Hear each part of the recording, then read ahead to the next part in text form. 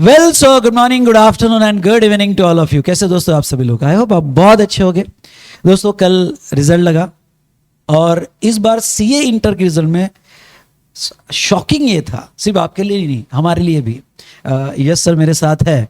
Okay तो मैं आपको बताऊं हमारे लिए शॉकिंग था कि इस बार टैक्सेशन में जो बच्चा एक्सपेक्ट कर रहा था कि मेरे को 50s में 60s में आ जाएंगे, वो बच्चे को 30-40s में आए। और जो बच्चा अच्छा एग्जामिशन के ऊपर प्लान कर रहा था उसको भी कम मार्क्स आए। तो सवाल ये हमको भी सोचने के लिए मजबूर कर दिया कि इतने मार्क्स कम क्यों आए, क्या रीजन थे इस बार की मार्क्स कम क्यों आए? क्या इंस्टीट्यूट ने बहुत ज्यादा स्ट्रिक्ट चेक कर लिया या फिर क्या हमारे से मिस्टेक हुई? तो यस सर, आपको क्या लगता है कि इस बार ये इतने कम मार्क्स आने का रीजन क्या हो सकता है? सर सबसे पहली बात क्या हुआ सर, बच्चों ने सब लॉ जब एग्जाम दिया सर, तो बच्चों को लग रहा था कि लॉ में मार्क्स अच्छे आएंगे नहीं, पेपर बिगड़ गया। तो टैक्स बहुत बच्चों ने अच्छे से पढ़ा नहीं सर टैक्स उसके बाद में। फर्स्ट थिंग ये। दूसरी चीज, सब बच्चों को लग रहा था हम लॉ में फेल हो जाएंगे, बट बहुत बच्चे सर टैक्स में फेल हो गए सर। उसका सब मेन रीजन क्या है मैं बताऊं आपको, कि बच्चे सर प्रैक्टिस नहीं करते जितनी रिक्वायर्ड प्रैक्टिस है। और आईसीआई ने इस रिजल्ट में ये बता दिया है। सर मैं ये नहीं बोल रहा कि प्रैक्टिस जो आईसीआई ने चेकिंग की है वो अच्छी की है, वो बिल्कुल बहुत स्ट्रिक्ट चेकिंग हुई है। ऐसा नहीं है कि बच्चों ने कम मेहनत की सर, बच्चों ने मेहनत की है, बट सर अब आईसीआई बता रहा है हमको कि हमको राइट अप्रोच से मेहनत करनी पड़ेगी। हमको टैक्स को लाइटली नहीं ले सकते हम लोग। करेक्ट। एंड उसके लिए सर बहुत बच्चों को सर जो उनका बेसिक्स है सर, जो अप्रोच है वो अप्रोच सही करना पड़ेगा। सब बच्चों ने बहुत मेहनत की फिर भी सर टैक्स में मार्क्स आए ही नहीं सर। तो इस बार सर कुछ ना कुछ अप्रोच चेंज करना पड़ेगा सर। और ऐसी बहुत सारी क्वेरीज हमको कल से आ रही है बच्चों की, तो उसके लिए आज ही मैं और विशाल सर बैठ कर सोच रहे थे। तो विशाल सर बताइए अपन क्या सोच रहे हैं? सो दोस्तों जैसे हम सुबह से डिस्कशन कर रहे हैं और हमने कहा कि क्या अप्रोच होना चाहिए, इंस्टीट्यूट एक्चुअली क्या एक्सपेक्ट कर रही है आपसे।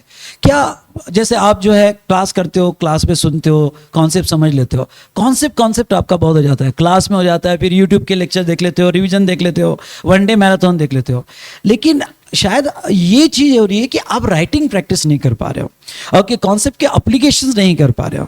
बहुत सी बार क्या हो जाता है कि कॉन्सेप्ट समझ आता है, क्वेश्चन में आप टैग कर देते हो, लेकिन उसका प्रेजेंटेशंस, उसके टेबल, उसके आपके टाइटल्स कैसे, रिमार्क कैसे होना चाहिए, इसमें आप कमी पड़ जाते हो। और शायद इंस्टीट्यूट ने इस बार ये स्ट्रिक्ट अप्रोच लिया कि जो भाई यहाँ पे step wise remarks wise proper लिखेगा, ओके, उसको हम मार्क्स देंगे। ये यहाँ इंस्टीट्यूट का व्यू हो सकता है।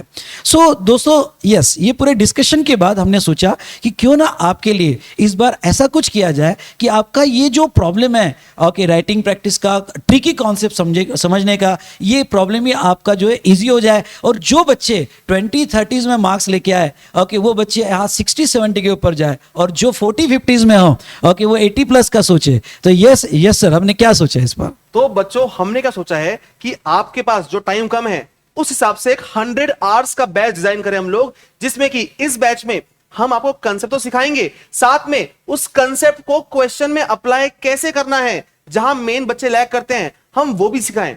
हम आपको कंसेप्ट सिखाएंगे, साथ में क्वेश्चन, इंपॉर्टेंट क्वेश्चन की राइटिंग प्रैक्टिस भी कराएंगे। क्योंकि सर बच्चों को ना सर कंसेप्ट समझ गया, बट क्वेश्चन में लिखना स्टार्ट कैसे करना है वो ही नहीं आता।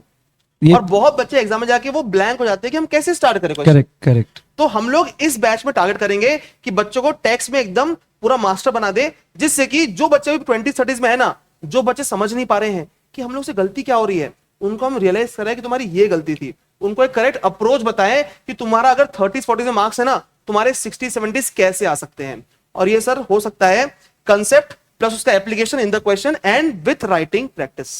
सो दोस्तों जैसे ये सर ने आपको बताया, तो ये बैच हम बहुत अच्छे से डिजाइन कर रहे हैं, जिसमें आपके कॉन्सेप्ट तो अच्छे से हो जाए, ट्रिकी कॉन्सेप्ट पे आपकी क्लैरिटी आ जाए, क्योंकि अभी भी आपको बहुत से कॉन्सेप्ट पे क्लैरिटी नहीं है। और उसके एप्लीकेशन, स्पेशली जो 10 मार्क के कंपलसरी क्वेश्चंस आते हैं, केस स्टडी बेस्ड क्वेश्चंस आते हैं, वो आपने प्रेजेंट कैसा करना चाहिए, ये पूरी बातों का ख्याल रखा जा रहा है। तो ये 100 आवर्स का बैच जो है हम ला रहे हैं, ओके, जिसमें आपके पूरे प्रैक्टिस पे ही पूरा ध्यान रखा जाएगा। ओके। और एक और बात है सर मुझे, कि बच्चों को सर ऐसा लगता है सर कि अभी जैसे टाइम बहुत कम है सर, हाँ, एग्जाम के लिए, तो बच्चों को टाइम कैसे निकालना है?